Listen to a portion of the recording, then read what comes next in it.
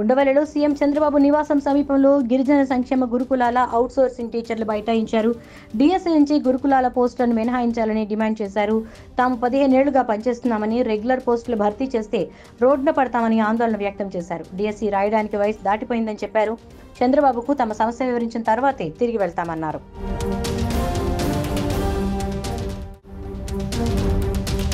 ఉండవల్లిలో CM Chandrababu నివాసం సమీపంలో గిరిజన సంక్షేమ గురుకులాల అవుట్సోర్సింగ్ టీచర్లు బైఠాయించారు. డిఎస్సీ నుంచి గురుకులాల పోస్టులను మినహాయించాలని డిమాండ్ చేశారు. తాము 15 ఏళ్లుగా పనిచేస్తున్నామని, రెగ్యులర్ పోస్టులు భర్తీ చేస్తే రోడ్డున పడతామని ఆందోళన వ్యక్తం చేశారు. డిఎస్సీ రాయడానికి వయసు దాటిపోయిందని చెప్పారు. చంద్రబాబుకు తమ సమస్య వివరించిన తర్వాతే తిరిగి వెళ్తామన్నారు.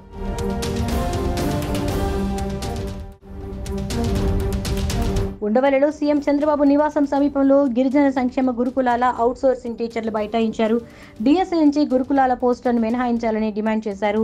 తాము 15 ఏళ్లుగా పనిచేస్తున్నామని, రెగ్యులర్ పోస్టులు భర్తీ చేస్తే రోడ్డున పడతామని ఆందోళన వ్యక్తం చేశారు. డిఎస్సీ రాయడానికి వయసు దాటిపోయిందని చెప్పారు.